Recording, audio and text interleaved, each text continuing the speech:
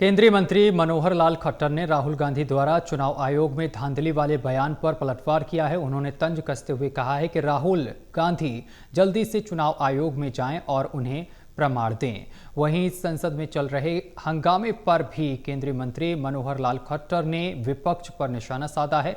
मनोहर लाल ने कहा है कि विपक्ष का मकसद ही संसद को बाधित करने का होता है, लेकिन जनता सब कुछ समझती है। उन्होंने कहा है कि विपक्ष अपना ही नुकसान कर रहा है। विपक्ष को समझना चाहिए कि अगर संसद की कार्रवाई नहीं चलेगी तो विकास कार्यों में रुकावट आएगी। और इसके अलावा केंद्रीय मंत्री ने गुरुग्राम में जलभराव को लेकर कहा है कि गुरुग्राम में जलभराव की स्थिति 1992 से ही ऐसी है, जिसका सबसे बड़ा कारण बिना प्लानिंग के गुरुग्राम का हुआ विस्तार और भारी बारिश के कारण होती है जलभराव की स्थिति। और क्या कुछ उन्होंने कहा, आइए हम आपको सुनवाते हैं। इस काम की देखरेख के लिए चुनाव आयोग है, उनको आपको पब्लिक में भी जाने की जरूरत नहीं है। चुप करके जल्दी से चुनाव आयोग में जाएं, सारे प्रमाण भी दें। ये निर्णय उनको करना है, ऑटोनोमस बॉडी है, एक संवैधानिक बॉडी है।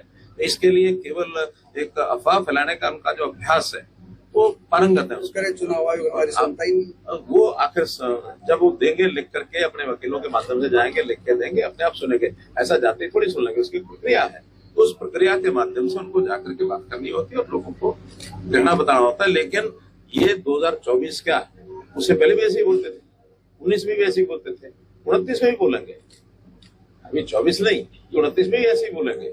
आखिर बिहार के अंदर आज हमारी जो मतदाता सूची है उसका जब रिवीजन हो रहा है, उसको एक प्रकार से ठीक किया जा रहा है, रेक्टिफाई किया जा रहा है। अब ये काम पहली बार नहीं हो रहा, 20 साल पहले भी हुआ था, 2004-5 में भी हुआ था, और मैं कह रहा हूँ 2045 में फिर होगा। इसलिए हर बार, क्योंकि ये प्रक्रिया है सामान्य कि कोई गलत टाइप के अगर ऐसे बन गए हैं वोटर, तो उनको एक बार ठीक से थोरो जांच की जाए, उसको बाहर किया जाए। गलत वोटर को बाहर करने में इनको आपत्ति क्यों हो रही है? लोकसभा और राज्यसभा ये विपक्ष और पक्ष को बैठ करके आपस में मिल करके जन समस्याओं को भी विचार करने का होता है। वो विचार नहीं करते हैं, शोरगुल करके कैसे बाधा डाली जाए, सेशन कैसे न लगे, ये उनका एक हेतु रहता है। और शायद उनको लगता होगा जनता पर बड़ा प्रभाव पड़ रहा है, जनता पर उनके बारे में उल्टा प्रचार हो रहा है, ये चलने नहीं देते, बाधा डालते हैं, तो अपना ही कोई नुकसान कर रहे हैं बिना विषय के। विषय कोई होता नहीं है, जब विषय नहीं होता है तो उनको एक ही लगता है कि बाधा डाल करके बाहर किया जाए, ताकि लोग हमको जान जाए हम बोले, शोर किया और हमारे कारण से बाधा हुई।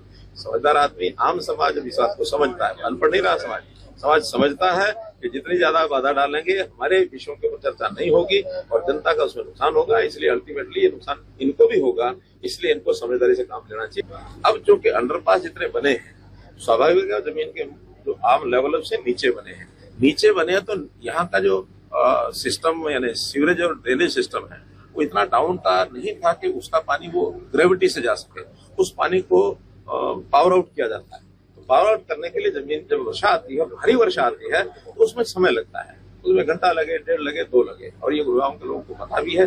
केवल जिन लोगों को आलोचना करनी होती है वो आपके सामने आते हैं। यहाँ का पानी इतना भारी वर्षा, जैसे आज बताया गया 190 mm कितना होता है, 119 mm यानी 12 सेंटीमीटर।